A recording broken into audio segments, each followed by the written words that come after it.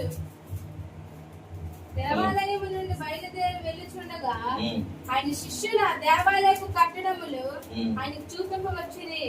అందుకు ఆయన, మీరు ఇవన్నీ చూచుచున్నారు కదా, రాతి మీద రాయి ఒకటైనను ఇక్కడ నిలిచి ఉండకుండా పడద్రోయబడునని మీతో నిశ్చయంగా చెప్పుచున్నానని వారితో నేను. శిష్యులు యేసు ప్రభు వారు కలిసి యెరూషలేము దేవాలయం మీదుగా వెళ్తున్నప్పుడు అద్భుతమైన శృంగారమైన దేవాలయం సొలొమోను మహారాజు దావీదు మహాభక్తుడు కుమారుడు కట్టాడు. ఆ తర్వాత అది కోల్చబడిన తర్వాత మరలా హేరోదు రాజు కట్టినటువంటి మందిరాన్ని చూపిస్తునేటప్పుడు అంటే ఇవన్నీ ఎందుకంటే ప్రభు వారు చెప్తున్నారంటే ఆయన ఆగమనం రాకడ కోసం. అలాగే 24:39 చదువుదాం ఒకసారి. జలప్రలయం వచ్చి అందరూ కొట్టుకొని పోవు పర్యంతరము ఎరుగకపోయిరి. అలాగనే మనిషి కుమారుని ఆగమనమును ఉండును. దేవుని స్తోత్రం, హల్లెలూయా. ఇక్కడ ప్రియమైన దేవుని బిడ్డ 37 వచ్చిన కూడా మనం చూసుకున్నట్లయితే చూడండి, నోవాహు దినములో ఎలా ఉండెనో అలాగే మనిషి కుమారుని ఆగమనమును ఉండును అంటే రాకడని అర్థం. చదువమ్మా. జలప్రలయమునకు ముందటి దినములలో నోవాహు ఓడలోనికి వెళ్ళిన దినము వరకు వారు తినుచు త్రాగుచు పెండ్లు చేసుకొనుచు పెండ్లికిచ్చుచు ఉండేరి. జలప్రలయం వచ్చి అందరినీ కొట్టుకొని పోవు పర్యంతరం ఎరగకపోయింది. ఇక్కడ 2 దృష్టాంతాలు మన ప్రభు అయిన యేసుక్రీస్తు వారు తెలియజేస్తున్నారు. ఒకటి నోవాహు జలప్రలయాన్ని ఆయన తెలియజేస్తూ ఉన్నారు. రెండోది దేనికోసం తెలియజేస్తున్నారమ్మా? ఇక్కడ నోవాహు జలప్రలయం ఎలాగుండేదంట, ఆ జలప్రలయం వచ్చి ప్రళయము వచ్చినంత వరకు కూడా వాళ్ళకి తెలియలేదంట. అలాగే సోదొమ గోమొర మీద అగ్నిగంధకాలు కురిసినంత వరకు కూడా వాళ్ళకి కూడా తెలియలేదంట. ఇంకా క్లియర్ గా నోవాహు కోసం చెప్తున్నారు. జలప్రలయం రాకమునుపు ఏమని చెప్తున్నారంటే వాళ్ళు తినచ్చు త్రాగుచు. ఎంత చక్కగా చెప్పారు అక్కడ చూడండి. ఏసై కొద్దిగా చెప్తున్న మాట, ఓడలోకి వెళ్ళిన దినము వరకు వారు తినచ్చు త్రాగుచు పెండ్లు చేసుకొనుచు పెండ్లుకిచ్చుచుండిరి.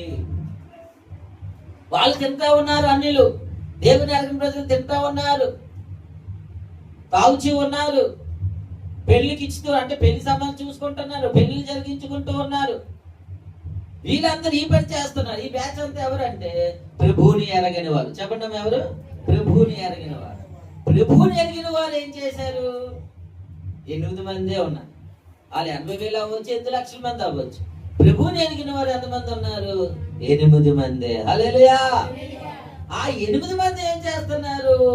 ఓడ కడుతున్నారు, సువార్త చేస్తున్నారు, లోపల రండి అని పిలుస్తున్నారు, తాము సిద్ధపడుతూ ఉన్నారు, అనేకులు పిలుపునిస్తూ ఉన్నారు. ఆ దినం వచ్చేసరికి ప్రభు చెప్పినప్పుడు ఆ వాడలోకి వెళ్ళిపోయారు, సిద్ధపడ్డారు. ఏం చేశారమ్మా? వాడ కడుతూ తమను తాము సిద్ధపరచుకుంటూ వాడ కట్టుకుంటూ సువార్త చేసుకుంటూ దేవుడు చెప్పిన పని చేశారు. దేవునికి స్తోత్రం కలుగునుగా. ప్రియమైన దేవుని బిడ్డలారా, ఆ జల ప్రళయం అంటున్నారు. జల ప్రళయం వచ్చే వరకు ఆ జల ప్రళయం అనేది దేనికి సాదృశ్యంగా ఉందంటే ఈ దినాల్లో యేసయ్య రాకడికి సాదృశ్యంగా ఉంది, ప్రభువు రాకడికి సాదృశ్యంగా ఉంది. ఓడ కట్టడం అంటే ఏంటి? తమ ఆత్మీయ జీవితాలు కట్టుకుంటూ ఉన్నారు. దేవుని స్తోత్రం. ఓడలోకి రండి అంటే అర్థం ఏంటి? సంఘాన్ని కడుతూ ఉన్నారు, తమ ఆత్మీయ జీవితాలు కట్టుకుంటున్నారు, సంఘాన్ని కట్టుకుంటున్నారు. దేవునికి స్తోత్రం. సంఘంలోకి అనేకమైన వారిని ఆహ్వానిస్తూ ఉన్నారు, సువార్త తెలియజేస్తున్నారు. ఏంటో సువార్త? ప్రభు చెప్పాడు జలప్రలయం వచ్చేస్తుంది, అందరూ కూడా మునిగిపోతాం, అందరూ కూడా ఆ యొక్క నీటిలో మునిగి ప్రళయంలో కొట్టుకుపోయి చచ్చిపోతాం, మీరు వాడలోకి వస్తే బ్రతుకుతారు. ఆ వాడ దేవుని సంఘం, ఆ వాడ దేవుని మందిరం. ఆ రోజుల్లో వాళ్ళు తింటూ ఉన్నారు, ఆ యొక్క నోహా మాట్లాడడం లేదు, తాగుతూ ఉన్నారు, నోహా మాట్లాడడం లేదు, పెళ్లి చేసుకుంటూ ఉన్నారు, నోహా మాట్లాడడం లేదు. కనీసం వాళ్ళు వినడం మాత్రం పక్కన పెట్టి ఎగతాళి చేస్తున్నారు. ఏంటి? జలప్రలయం వస్తుందా? వర్షం వస్తుందా? నిజమే, అసలు ఎప్పుడు వర్షమే పడలేదు. ఆ దినాల్లో వర్షం పడలేదు. అంటే ఆ భూమి మీద ఉన్న ఆవిరే నీటిగా వచ్చేదంట. అంటే ఎప్పుడు రాలేదు, ఎలాగో వస్తుంది. నేను ఎప్పుడు వచ్చేస్తున్నాను, అవునా? వేసే 2026 సంవత్సరాల క్రితం ప్రభు వస్తున్నాడని మాటే చెప్తున్నారు. అదే ప్రభు అంటున్నాడు. ఇలాగే కదా చెప్తున్నారు. జలప్రలయం వచ్చింది, కొట్టుకొని పోవానికి పని యంత్రము ఎరగకపోయారు. అలాగే మనుష్య కుమారుని ఆగమనము కూడా ఉండును. దేవుని స్తోత్రం, హల్లెలూయా. ఏమన్నా ఎలాగంటున్నా ఏసే రాకడ ఎలాగుంటుందని చెప్తున్నారమ్మా. అలాగనే మనుష్య కుమారుని ఆగమనము కూడా ఉండును. దేవుని స్తోత్రం, హల్లెలూయా. ప్రియమైన దేవుని బిడ్డలారా, అదే మత్తయి రాసిన సువార్త 3:37-39 వచ్చిన చదవండి. మత్తయి రాసిన సువార్త 4:3-37-39. ఆయన ఒలివ కొండ మీద కూర్చుండి శిష్యులు ఆయన యొద్దకు ఏకాంతముగా వచ్చి, ఇది ఎప్పుడు జరుగును? నీ రాకడకును ఈ యుగ సమాప్తికును సూచనలేవి. శిష్యులు ఏమంటే వేసేందుకు వచ్చి, ప్రభు నువ్వు ఎప్పుడు వస్తావు, నీ రాకడ ఎప్పుడు అవుతుంది, మాకు చెప్పు అని అడిగారు. ఎంత మంచి శిష్యులు, దేవుని స్తోత్రం. నీ రాకడ ఎప్పుడు ప్రభు? మళ్ళీ నువ్వు చనిపోవడానికి వచ్చావు, మరణిస్తావు, రక్తం కాడుతావు, ప్రాణం పెడతావు, పునరుత్థానం తిరిగి మళ్ళీ వెళ్ళిపోతావు, మళ్ళీ ఎప్పుడు వస్తావు? రెండోసారి. దేవుని స్తోత్రం. What a wonderful words. మళ్ళీ ఎప్పుడు వస్తావు? మాకేం వేస్తావు అని అడగలేదు, నీవు ఎప్పుడు వస్తావు అని అడిగాడు. దేవుని స్తోత్రం. మనమే నాకేం వేస్తావు, నాకేం చేస్తావు, నాకేం తీగేస్తావు, నా జబ్బు తీసి, నా బాధ తీసి, నాకు ఇల్లు కావాలి, నాకు హోటల్ కావాలి, ఎప్పుడు జీవన ఉపాధి ఈ భూసంబంధమైనవే. ఎందుకంటే నువ్వు ఇంకా శిష్యుడిగా మారలేదు, నువ్వు ఇంకా శిష్యురాలుగా మారలేదు. శిష్యుడు అయితే యేసయ్య కోసం ఎదురు చూస్తావు, గురువు గారి కోసం. అడు ప్రభు ఏమంటాను చూడమ్మా. శిష్యులు అడిగిన వెంటనే ఏమంటాడు? యేసు వారితో ఇట్లా, నేను ఎవడును మిమ్మల్ని మోసపరచకుండా చూచుకున్నాడు. ప్రియమైన దేవుని బిడ్డలారా, యేసయ్య మొట్టమొదటి చెప్తుంది ఆయన రాకడికి సూచనలు ఏంటంటే, ఫస్ట్ ఆఫ్ ఆల్ ఎవడును మిమ్మల్ని మోసపరచకుండా చూసుకో. ఈరోజు మోసం చేసిన వాళ్ళు ఉన్నారా లేదా? చెప్పండి. నేను మోసపోయాం అన్నోళ్ళు అంటే అదే ఏదో ఒక విషయం కదా. ఆ అబ్బాయి నన్ను మోసం చేశాడు, అమ్మాయి నా ఆవు కాదు, ఆ వదిలేండి. అవి రకరకాల విషయాలు మోసం జరుగుతున్నా లేవా? అమ్మకి 5,000 ఇవ్వండి, మళ్ళీ రేపే ఇచ్చేస్తాను, తర్వాత ఫోన్ ఎత్తాడు. జరుగుతున్నా లేదా? నిజంగా మోసపోయిన వాళ్ళు చేతులు ఎత్తండి. నిజంగా మోసపోయిన వాళ్ళు వద్దు, పోయిన వాళ్ళు అంటే ఏ ఒక విషయం కాదు, ఏ విషయంలో నేను ఎంతవరకు మోసపోలేదు అన్నోళ్ళు కాదు, కానీ నేను మోసపోయాను అన్న చేతులు ఎత్తాను. నాతో సహా నేను ఇస్తాను, ఎందుకంటే నేను మోసపోయాను. ఒక ఫాస్ట్ గానే నాకు ₹1,00,000 మోసం చేసి, ఒక విషయం అనుకోకండి, చేయొద్దని భయం. అంటే ఏదో ఒక విషయం కాదు, ఏదో ఒక విషయంలో మోసపోయాను అన్న. ₹1,00,000 మోసం చేస్తాను. ఒకరోజు తిరిగిపోయింది నాకు. ఎవరు చేశారమ్మా? ఫాస్ట్ గారు, ఫ్రెండే. ఇంకా చెప్పాలండి మా అమ్మ. ఇది చాలా చెప్పాలంటే చాలా మంది మోసం చేస్తారు. ప్రభు రాకడ దినాలు ప్రభు అంటాడు, మీరు మిమ్మల్ని ఎవరు మోసపరచకుండా చూసుకోండి. మోసం చేసే దినాల్లో, మోసపోయే దినాల్లో ఉన్నాం. దేవుని స్తోత్రం కలుగును.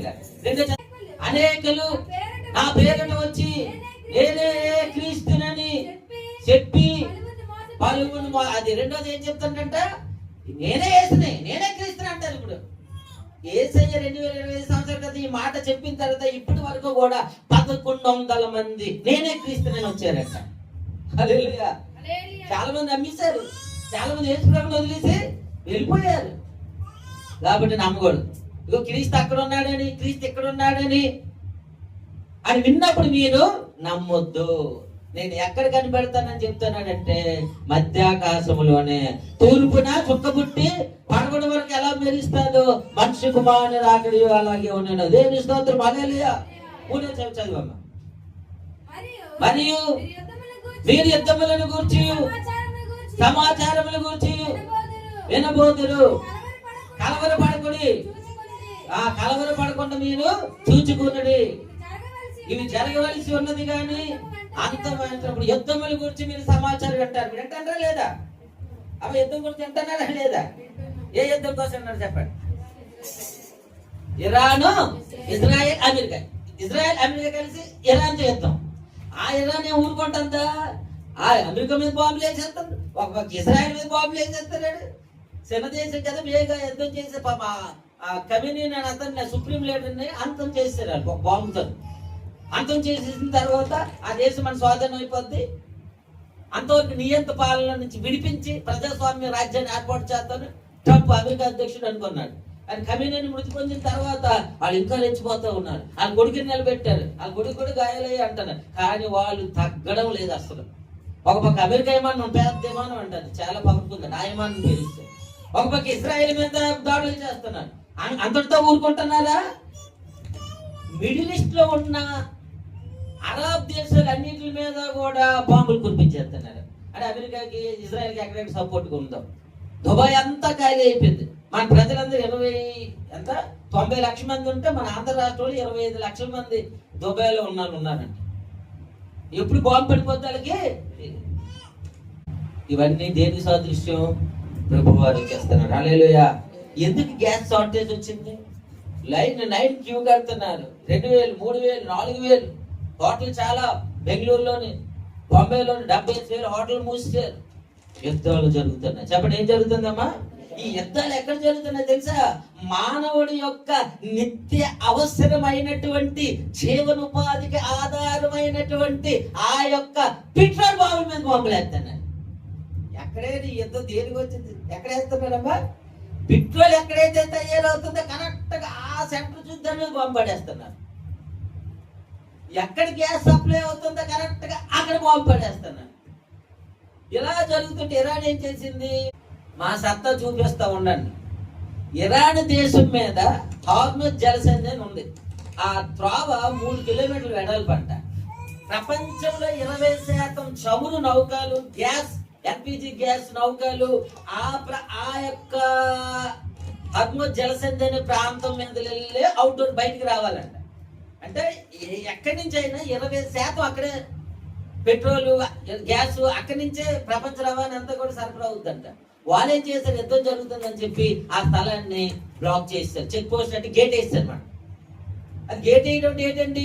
ఏ ఓడ, ఏ పడవ, ఏ షిప్ మా మీద వెళ్తే ఆ వెళ్ళే దారి కిందనే పెద్ద పెద్ద బాంబులు అమర్చారంట. వాళ్ళకి పర్మిషన్ లేకుండా షిప్ వెళ్ళింది అనుకోండి, పడవమని పేలిపోద్ది. ఇప్పటికి 13, 19 నౌకలు పెంచారు. అది మన భారతదేశం దేవుని కృప. మరి మనకి మన ప్రధానమంత్రి మోదీ గారు ఏం చేశారంటే వాళ్ళకి ఏదో సహాయం చేసి వాళ్ళతో మాట్లాడి ఒప్పందం చేసి మనం 36 నౌకలు మనం ఎల్పిజి గ్యాస్ పెట్రోల్ ఉండిపోతే మొన్న ఒక నౌక అద్భుతంగా విడుదల వచ్చింది. ఇప్పుడు 22 నౌకలు కూడా విడుదల బయటికి రావడానికి సిద్ధంగా ఉన్నాయి. దేవునికి స్తోత్రం. అయినా బాగా గమనించండి, మనకి పెట్రోల్, ఎల్పిజి పర్మిషన్ నుంచి వదులుతున్నా గ్యాస్ దొరుకుతుందా? పెట్రోల్ ప్రస్తుతానికి ప్రాబ్లం లేదు అనుకోండి, పెట్రోల్ దొరుకుతుంది కదా. దానివల్ల మన పెట్రోల్ ప్రాబ్లం. బంగ్లాదేశ్, పాకిస్తాన్, ఇతర అనేక దేశాల్లో పెట్రోల్ కోసం క్యూ కడతా ఉన్నారు, వంట గ్యాస్ కోసం క్యూ కడతా ఉన్నారు. ఇవన్నీ యేసు ప్రభువుని నమ్ముకున్న నీకు తెలుసు, నాకు తెలుసు, మనకి తెలుసుకోవాలి, తెలియాలి. ఎందుకంటే ఇవన్నీ జరుగుతాయని యేసయ్య ప్రవక్తలు ముందుగా చెప్పారు. హల్లెలూయా. ఈ జలసంధి మార్గం కోసం కూడా ముందుగా యెషయా గ్రంథము 34:6 చదవండమ్మా. యెహోవా ఖడ్గము రక్తమయ మగును, అది క్రొవ్వు చేత కప్పబడును, గొర్రెపిల్లల యొక్కయు మేకల యొక్కయు రక్తము చేతను పొట్టేళ్ల మూత్ర గంధుల మీది క్రొవ్వు చేతను కప్పబడును. ఏలయనగా చూడండి, ఏలయనగా భోస్రాలు యెహోవా బలి జరిగించును. ఏదేను దేశంలో మహాసంహారం జరిగించే స్తోత్రం. హల్లెలూయా. అలాగే యెషయా గ్రంథం 63:1-6 యెషయా గ్రంథం 63 1-6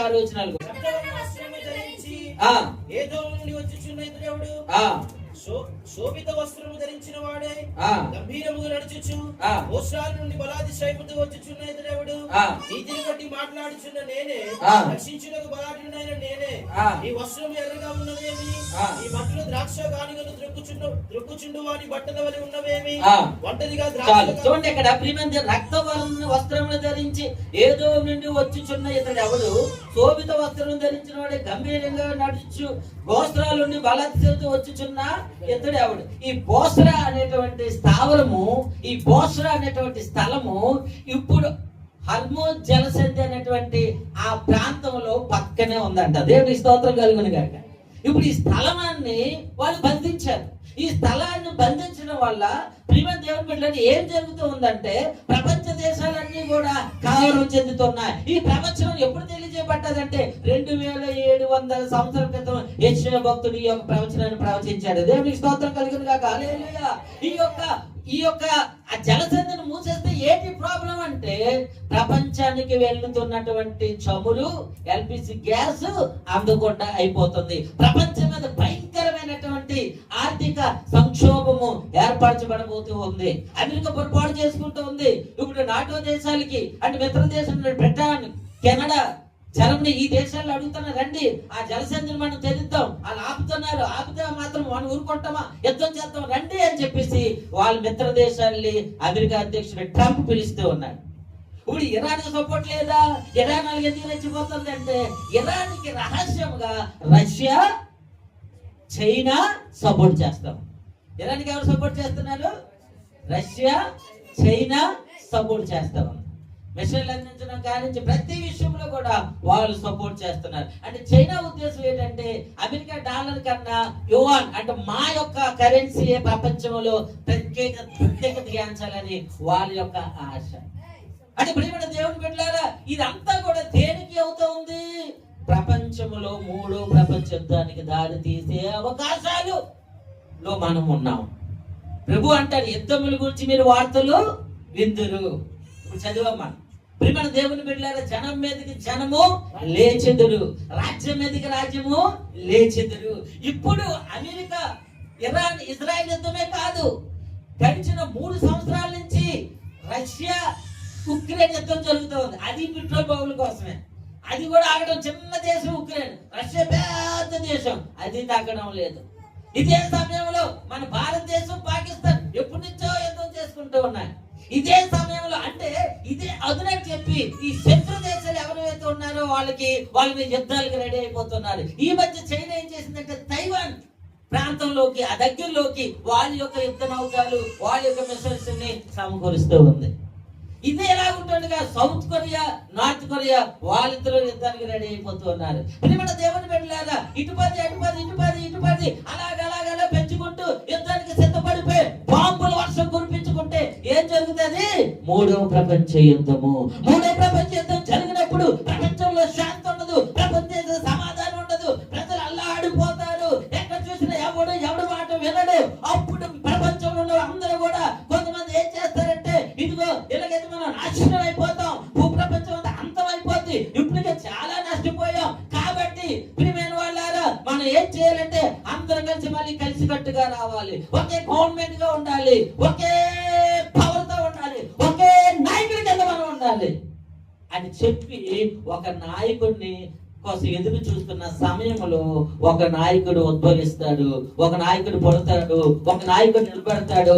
వాడు చెట్టాడు, ఇదిగో ఇక బట్టి ఇవంతా కూడా నేనే ఆపుతాను, ఎవరు యుద్ధం చేయకండి అని తన శక్తితో యుద్ధాలు ఆపేస్తాడు. నేనే నాయకుడిగా ఉంటాను అని నిలబడతాడు. 3వదేంటి? ప్రియమైన దేవుని బిడ్డలారా, యుద్ధాలు ఆపుతాడు, నేనే నాయకుడిగా అంటాడు. ప్రపంచం అంతా ఒక మాట మీద, ఒక కరెన్సీ, ఒక గవర్నమెంట్ ఉంటది. అతడే అంత్యక్రీస్తు. ఎవరే మాత్రం? అతడే అంత్యక్రీస్తు. ఈ అంత్యక్రీస్తు వచ్చిన తర్వాత ప్రపంచంలో 3వ ప్రపంచ యుద్ధం ప్రారంభమైన తర్వాత అంత్యక్రీస్తు వచ్చిన తర్వాత 7 సంవత్సరాలకి ప్రియమైన దేవుని బిడ్డలారా, ఇప్పుడు నేను ఇందాక చెప్పిన భోస్రాలు గొప్ప బోధ జరుగును. ఆ భోస్రాలు ఇప్పుడు చదివి రక్త వస్త్రం ధరించి ఏదోము నుండి వచ్చుచున్న ఇతడు ఎవడు? అతడే యేసుక్రీస్తు ప్రభువారు. హల్లెలూయా. అతడు ఎవరమ్మా? యేసుక్రీస్తు ప్రభువారు. ఎందుకు యేసు ప్రభువారు వస్తున్నారు? ఎందుకు? అతను అంటే అక్కడ రాయబడి ద్రాక్ష గానుగా తొక్కునట్లుగా అతను శత్రువుల్ని తొక్కుతాడు. ద్రాక్షరసం ఎర్రగా ఎలా ఉంటుందో ఆ ఎర్రని ద్రాక్షరసం సాదృశ్యం ఏంటంటే శత్రువుల రక్తం. ఇది ఎప్పుడు జరుగుతుంది అంటే ప్రియమైన దేవుని బిడ్డలారా, ఇది ఒప్పందం చేసుకున్న తర్వాత ఇజ్రాయేల్ మీద అందరూ వచ్చేస్తారు. చేస్తారు. ఈ యొక్క నాయకుడు ఒప్పందం చేసుకున్న తర్వాత శాంతి అయిపోద్ది. అప్పుడు ఇజ్రాయేల్ కూడా ఈ యొక్క నాయకుడి మాట అంటారు. ఈ నాయకుడి మాట అయిపోయిన తర్వాత అప్పుడు 3వ మందిరం కట్టబడుతుంది. ఒక 3.5 సంవత్సరాలు ఉన్న తర్వాత 3.5 సంవత్సరాలు అయిపోయిన తర్వాత ఈ చెప్పాడు అంత్యక్రీస్తు వీడు ఏం చేస్తాడంటే సొలొమోను కట్టించిన అతి పరిశుద్ధ స్థలం, పరిశుద్ధ మందిరమైనటువంటి దేవాలయంలోకి వెళ్ళి అతి పరిశుద్ధ స్థలంలో కూర్చుంటాడు. యూదులు ఏదైనా ఇష్టపడతారు తప్ప మందిరంలోకి మనిషి వెళ్తే అప్పుడు వాళ్ళు నిలదీస్తారు. మీరు ఎందుకు ఈ పరిశుద్ధ స్థలంలోకి వచ్చారు? మీరు మెస్సేయ నమ్మాం కానీ మీరు మెస్సేయ కాదు, మీరు ఈ అతి పరిశుద్ధ స్థలంలోకి వచ్చారు కదా అని చెప్పి గొడవ పెట్టుకునేటప్పుడు దేవుని పవర్స్ ఉంటాయి కదా, ప్రపంచ నాయకుడు కదా. అప్పుడు ఏం చేస్తారంటే ప్రపంచ దేశాలన్నీ కూడా ఇజ్రాయేల్ మీదకి దండెత్తి వస్తాయి. ప్రపంచంతో పోరాడలేరు కదా, ఇప్పుడు పోరాడుతున్నారు. ఇప్పుడు మనకు ఎక్కడో ఈ ఒకేసారి ఇరాన్ అంట 150 మిసైల్స్ ఆ దేశం మీదకి వదిలేయండి. ఏ దేశం మీదకి? ఇజ్రాయేల్ దేశం యెరూషలేము పట్టణం. 150 మిసైల్స్ ఒకేసారి వచ్చి పడినా ఏమి జరగలేదంట. అదే స్తోత్రం కలిగింది కాదు. ఎందుకు? ఇజ్రాయేల్ కాపాడువాడు కొనుగోడు నిద్రపోడు. ఇజ్రాయేల్ పక్షులు ఉన్నవాడు యేసయ్య. హల్లెలూయా. మన దేవుడు కొనుగోడు నిద్రపోడు. ఇజ్రాయేల్ దేశాన్ని కాపాడుతున్నాడంటే ఇజ్రాయేల్ దేశం 150 మిసైల్స్ ఒకేసారి పడిపోయి ఒక వ్యక్తి కూడా ప్రాణ నష్టం కలగలేదంటే కారణం ఏంటంటే ఇజ్రాయేల్ యుద్ధం చేయలేదు, కానీ ఇజ్రాయేల్ పక్షాన ఇజ్రాయేల్ దేవుడైన యెహోవా యుద్ధం చేస్తూ ఉన్నాడు. ప్రియమైన సంగమా, ఆ దేవుడు నీ దేవుడు నా దేవుడు, ఆ దేవుడు మన దేవుడు. నీటి మీద నా మీద కష్టాలు, బాధలు, ఇరుకులు, ఇబ్బందులు, సమస్యలు, శత్రు దేశాలంతా కూడా విరుచుకుపడి నీ పైకి నా పైకి ఈ సమస్యలు, అనారోగ్యం, ఆర్థిక ఇబ్బందులు, కష్టాలు ఎన్ని మన పైకి వచ్చినా మనల్ని కాబడుతున్న మన దేవుడే చేయగలడు. నిద్రపోడు కాబట్టి ఏది నేనేమి చేయదు, ఏది నేను కదిలించలేదు, ఏది నేను బాధపడలేదు, ఏది నీకు ఏమి కూడా చేయలేదు. ఎందుకంటే మన దేవుడు కొనుగోడు నిద్రపోడు. హల్లెలూయా. ఓ ఇశ్రాయేలు విను, నీ భాగ్యం ఎంత గొప్పది. ఓ ఇశ్రాయేలు విను, నీ భాగ్యం ఎంత గొప్పది. యెహోవా రక్షించిన నిన్ను కోరిన వారెవరు? యెహోవా రక్షించిన నిన్ను కోరిన వారెవరు? ఓ ఇశ్రాయేలు విను, నీ భాగ్యం ఎంత గొప్పది. యెహోవా రక్షించిన నిన్ను కోరిన వారెవరు? యెహోవా రక్షించిన నిన్ను కోరిన వారెవరు? హల్లెలూయా. ప్రియమైన దేవుని బిడ్డలారా, ఇశ్రాయేలు మీద ఎంతమంది హిందీ మాట్లాడినా ప్రపంచమంతా ఏకమైపోయినా ఇశ్రాయేలు ఏమీ చేయలేదు. ఎందుకంటే ఇశ్రాయేలు కాపాడే దేవుడు కొనుగోడు నిద్రపోడు. నీ జీవితం, నా జీవితం, మన జీవితం అనేక కష్టాలు వస్తున్నాయి, బాధలు వస్తున్నాయి, ఎన్నికలు వస్తున్నాయి. నీ ఇంట్లో వారి నీకు శత్రువులుగా మార్చబడవచ్చు. నీ భర్త నీకు శత్రు అవ్వచ్చు, నీ భార్య నీకు శత్రు అవ్వచ్చు, నీ అత్త నీకు శత్రు అవ్వచ్చు, నీ మాయ నీకు శత్రు అవ్వచ్చు, నీ తల్లిదండ్రులు నీకు శత్రు అవ్వచ్చు, నీ స్నేహితులు, అన్నదమ్ములు, అక్కజల్లు శత్రువులు అవ్వచ్చు, నీ ఇరుగు పొరుగు వారు నీకు శత్రువులు అవ్వచ్చు. కానీ ఆ శత్రువు నుంచి తప్పించే మన మిత్రుడు యేసయ్య ఉన్నాడు. హల్లెలూయా. ఒకరోజు ఒక సంవత్సర కాలం, 2-3 సంవత్సరాలు అందరూ శత్రువులు అయిపోయారు. ఒంటరి వాడిని అయిపోయారు. ఒకే ఒక్కని. ప్రియమైన దేవుని బిడ్డలారా, నాకు ఇప్పుడు తెలుస్తూ ఉంది. అప్పుల్లో ఒంటరి వాడిని అనుకున్నాను, కానీ అప్పుడు నాతో నా యేసయ్య ఉన్నాడు. ఒక పక్క నిందలు, ఒక పక్క అవమానాలు, ఒక పక్క జబ్బులు, ఆర్థిక ఇబ్బందులు, తిండి లేని పరిస్థితి, నిలువున లేని పరిస్థితి. ఒకసారి దేవుడు నిన్ను నాకు మనకి కొన్ని పాఠాలు నేర్పిస్తాడు. ఆ పాఠాలు మనం నేర్చుకోవాలి. దేవుని స్తోత్రం. ఆ పాఠాలు నేర్చుకొని ఓర్చుకుంటే ఇతరులు బోధిస్తాం. ఎప్పుడు నేనే వాడుకుంటావా? నువ్వు బోధించాలి, నువ్వు మాట్లాడాలి. అది మీరు మానేటి వచ్చేవారికి మేమే మాట్లాడుతుంది కాదు, అక్కడ సువార్త చేయాలి. హల్లెలూయా. అవసరమైతే దేవుని వాక్యం తెలియజేయాలి. ఆ కూర్చొని ఊరికే ఉండకూడదు. నశించిపోతున్నారు ప్రజలు. నన్ను ఎందుకు ప్రభు రక్షించాడంటే ఇతరులు రక్షించడానికి. దేవుని స్తోత్రం. హల్లెలూయా. నిన్ను దేవుడిని ఎందుకు నమ్ముకున్నా? ఇతరులు దేవుడిని నమ్మించడానికి, చేయడానికి. దేవుని స్తోత్రం కలుగుతుంది. 5 సంవత్సరాలు అలాగే ఉంటాను, 10 సంవత్సరాలు అలాగే ఉంటాను, 20 అలాగే ఉంటాను, 30 అలాగే ఉంటాను. అసలు దేవుడితో సంబంధం లేదు. లేదు నా ప్రియమైన సంఘం, నన్ను మనల్ని ఎందుకు అనుకున్నాడు తెలుసా? నీవు నేను మనం సిద్ధపడుతూ అనేక ప్రభు సన్నిధి నడిపించాలి. దేవునికి స్తోత్రం. హల్లెలూయా. ప్రభు చెప్పిన మాట యుద్ధముల గురించి మీరు వింటారు. యుద్ధాలు ఏం చేస్తాయంట? యుద్ధము కరువును తీసుకొస్తుంది. యుద్ధం ఏం తీసుకొస్తుంది తల్లి? కరువును తీసుకొస్తుంది. ప్రపంచం అంతా, మా దేశం అంతా, మా రాష్ట్రం అంతా, జిల్లా అంతా ఎవరికి లేదా భోజనం, నీకు ఎక్కడి నుంచి వస్తుంది? అందుకే ఇప్పుడు పెట్టే ఉపవాసాలు మనం అలవాటు చేసుకోవాలి. హల్లెలూయా. 19 ఏమంటారు తల్లి? లేదేనమ్మా ఆకలి మాత్రం నేను ఎంతమంది చెప్పండి, నిజంగా ఎంతమంది ఆకలి కొనలేదు ఇక్కడ? వెరీ గుడ్, సచిన్ చెప్పాము. వంటగలా ఉండలేవా? నిజమే, నువ్వే కాదు, చాలా మంది. నా గొప్ప సంగమా, దేవుని పెట్టిలారా, నిజమే చాలా మంది ఆకలి కొనలేదు. కానీ ఆకలి నీకు వేస్తుంది, తినడానికి తిండి ఉండేటప్పుడు ఎలాగా? చాలా భయంకరమైన పరిస్థితి.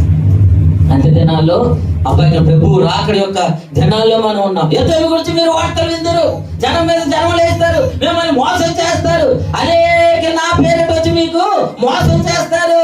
ఇంకో విషయం తెలుసా? అనేకులు మిమ్మల్ని నా నిమిత్తం హింసిస్తారు. అది గుర్తించు. ఆ తర్వాత ఉంటుందా? ఏం చేస్తారు? ఏసే కోసం నిన్ను నన్ను మనల్ని ఇప్పుడు ఇంట్లో హింసిస్తాడా లేదా? భర్త భార్య పిల్లలు ఎవరో హింసిస్తాడా లేదా? ఏం దేవుడే, ఏం బతుకులే, ఎందుకు నమ్ముకుంటారు అసలు? ఎందుకు ఆ దేవుడు అన్ని వదిలేసి వెళ్ళిపోవడం అందులోకి ఏంటి వచ్చింది అని ఉందా లేదా? ఇప్పుడు వాళ్ళెవరు రారు, అన్ని జనులు వస్తారు. నిన్ను నన్ను పట్టి కొట్టి శ్రమలకు కాదు మరణానికి అప్పచెప్పే రోజులు రాబోతున్నాయంట. తెలుసామా? మన ప్రార్థన అవుతుంటే నార్త్ ఇండియాలో ఏం జరిగిందో, పెద్ద సభ జరుగుతుంటే కర్రలు రాళ్ళు ఆ చేతికి అందరిని పట్టుకొని వెళ్ళి మంచి ఆరాధన జరుగుతుంది. స్టేజ్ మీద దైవజనులు ఎక్కడెక్కడ స్పీకర్స్ వచ్చి ఆరాధన చేస్తుంటే, కింద విశ్వాస దేవుడి సన్నిధిలో ఆనందిస్తుంటే దొరికి నోళ్ళు ఎంటలు పెట్టుకుంటారమ్మా. ఏం చేశారు మళ్ళీ? ఏం చేశారు కదా బాబే? అది చేసి తప్పేట చెప్పలు ఏం చేస్తారు మరి? అది ఏ పెట్టలేదు, ఎవరు పెట్టలేదు, ఏం చేస్తున్నారు అక్కడ అంటే వాళ్ళు ఆరాధన చేసుకునే అవకాశం కూడా తల్లి మన పక్క రాష్ట్రంలో లేదమ్మా. నీకు నాకు దేవుడు మరి ఇచ్చిన వాళ్ళు వచ్చారా?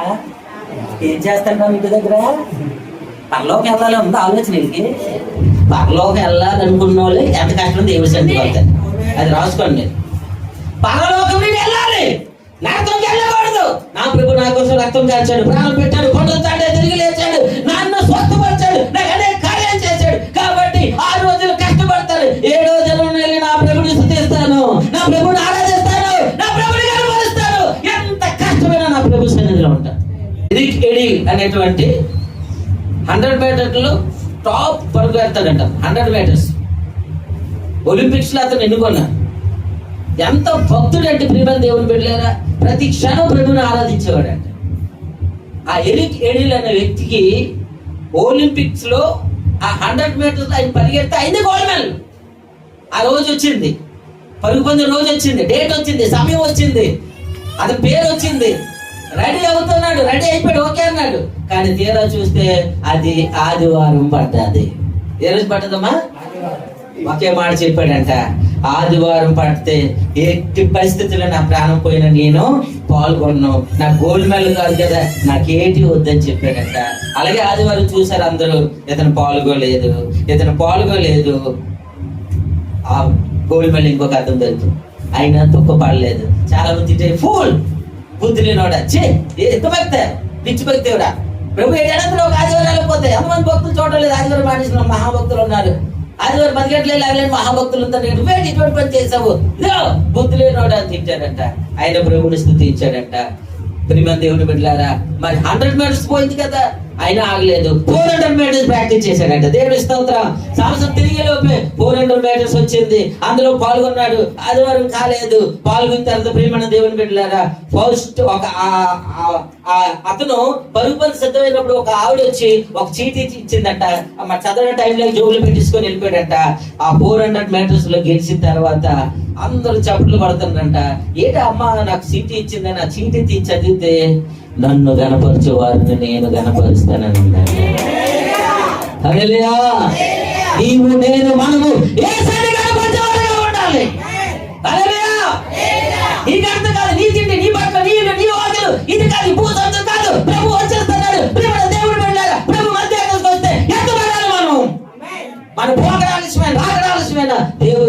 చేరా. ఇప్పుడు నీ విశ్వాసం చూపించవలసిన సమయం ఆసన్నమైంది. నీ భక్తి చూపించవలసిన సమయం ఆసన్నమైంది. నా భక్తి చూపించవలసిన సమయం అయింది. ఓ ఇశ్రాయేలు విను, నీ భాగ్యం ఎంత గొప్పదో. ఓ ఇశ్రాయేలు విను, నీ భాగ్యం ఎంత గొప్పదో. యెహోవా రక్షించిన నిన్ను పోలిన వారెవరు. యెహోవా రక్షించిన నిన్ను పోలిన వారెవరు.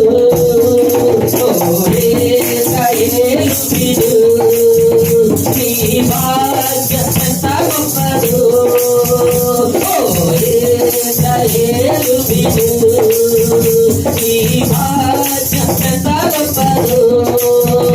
యెహోవా రక్షించిన నిన్ను పోలిన వారెవరు. యెహోవా రక్షించిన నిన్ను పోలిన వారెవరు. శక్తి చేత కాడలేదు, బలముతో నీకు కాడలేదు. శక్తి చేత కాడలేదు, బలముతో నీకు కాడలేదు. నా ఆత్మ ద్వారా దీని చేతున్నది యెహోవా ప్రకటించెను. నా ఆత్మ ద్వారా దీని చేతున్నది యెహోవా ప్రకటించెను. నా ఆత్మ ద్వారా దీని చేతున్నది యెహోవా ప్రకటించెను. నా ఆత్మ ద్వారా దీని చేతున్నది యెహోవా. నా ఆత్మ ద్వారా దీని చేతున్నది యెహోవా ప్రకటించెను. నా ఆత్మ ద్వారా, పరిశుద్ధాత్మ ద్వారా, నా ఆత్మ ద్వారా, పరిశుద్ధాత్మ ద్వారా, నా ఆత్మ ద్వారా, పరిశుద్ధాత్మ ద్వారా, నా ఆత్మ ద్వారా దీని చేతున్నది యెహోవా సెలవిచ్చెను. హల్లెలూయా, హల్లెలూయా, హల్లెలూయా. శక్తి చేత కాదు, బలం చేత కాదు, నా ఆత్మ, పరిశుద్ధాత్మ, పరిశుద్ధాత్మ శక్తి ద్వారా ఇది జరుగుతుంది. ఓ బాబా శబ్దాల బాబా, ఓ బాబా శరాల.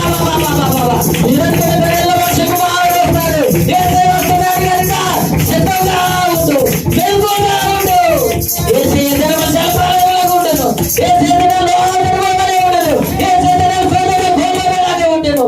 ప్రియమైన సంగమా, ఇవన్నీ కలిగినప్పుడు ఆయన ద్వారము యొద్దనే సమీపముగా ఉన్నాడని గుర్తెరుగు.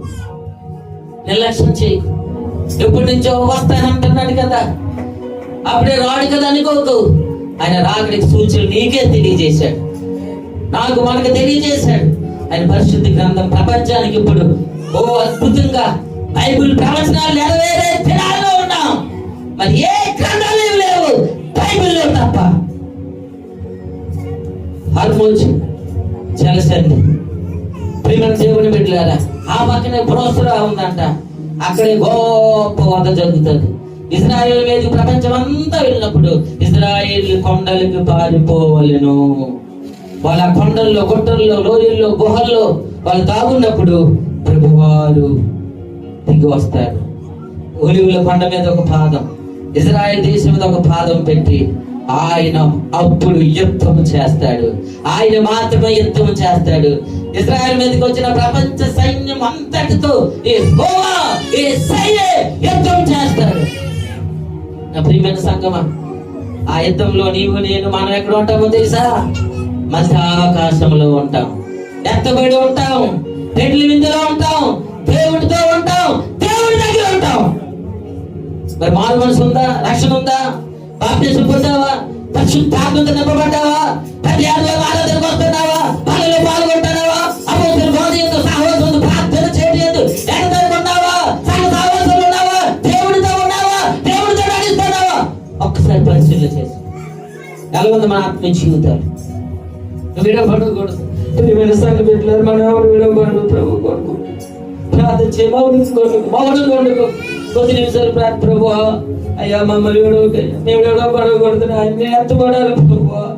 అయ్యా నిన్ను చేతి నన్ను దూరం చేయకూడదు ప్రభువా. మీ మధ్య కలిగి వచ్చి నేను ఎత్తబడాలి. ఈ 7 ఏళ్ళు కలిగి మహాభయంకర శ్రమల్లో నేను ఓడిపోతా ప్రభువా. నేను నీతో పెళ్లి విధిలో ఉండాలి. 7 ఏళ్ళ మధ్య ఆకాశం నీతో పెళ్లి విధిలో ఉండాలి. ఓ కొన్ని పిల్లలకు పెళ్లి విధిలో నేను ఉండాలి. ఓ కొన్ని పిల్లలకు వధువుతో నేను ఉండాలి. వధువునే నేను ఉండాలి. సంఘములో ఉండాలి ప్రభువా. ప్రార్థించే ఈ లోక సంబంధమైన వాటి విషయమే, తుచ్చమైన వాటి విషయమే, నశించిపోయి నాకెందుకు విషయమే ఆలోచన చేయకూడదు. కానీ దేవుడితో యుగాలు ఉండే కృప. 7 ఏళ్ళు పెళ్లిలో ఉంటే మళ్ళా 1000 ఏళ్ళు భూమి మీద పరిపాలనకు వస్తాం. వచ్చేవారు ఇంకా మిగిలిన మాటల పరిశుద్ధాన్ని మనతో మాట్లాడుకుంటున్నాడు. నీవు నేను మనలో సిద్ధపడి ఉండాలి. ఓ రబా షారాలా బాకాబారా షారాలా ఓ రబా బాబా బాబా బాబా షబాదారాలా బా. మారు మనసు లేని వారు మారు మనసు పొందండి. బాప్తిసం లేని బాప్తిసం పొందండి. పరిశుద్ధాత్మ లేని పరిశుద్ధాత్మతో నింపబడండి. ఇంకా పాపములు ఉన్నావేమో, పాపం బతికాల్లో ఉన్నావేమో, పాపం చదువుబడి ఉన్నాయేమో, అక్రమంలో ఉన్నావేమో జాగ్రత్త. ఇంకా లోకాన్ని శరీరాన్ని ప్రేమిస్తున్నావేమో. లోకము దాని ఆశలు గట్టించిపోవును, దేవుని చిత్తం చేయవాలి నిత్యము నిలిచును అని దేవుని వాక్యం చెప్తూ ఉంది. యుద్ధం ఇంకా ఆగలేదు. ట్రంప్ పట్టని ఇంకా 4 నెలలు పట్టొచ్చు అంటున్నాడు. చూసుకోండి, 20 రోజులకే గ్యాస్ బండ్లు రోడ్ల మీద లైన్ కడుతూ ఉన్నాయి. అనేక దేశాల్లో గ్యాస్ అయిపోయింది, ఎల్పిజి గ్యాస్ అయిపోయింది, పెట్రోల్ అయిపోయింది. కరువులు రాబోతున్నాయి, మనుషుల మీద మనుషులు రాబోతున్నారు, రాజ్యం మీద రాజ్యం రాబోతుంది, భయంకరమైన శ్రమలు రాబోతూ ఉన్నాయి. ప్రభు నమ్ముకోవడం ఏది చర్చికి వచ్చి వెళ్ళిపోవడం మాత్రం కాదు. నేను మనం సిద్ధపడాలి. అనేక ప్రభు సిద్ధపరచాలి. మన కుటుంబం ప్రభు కోసం సిద్ధపరచుకోవాలి. ఇంకా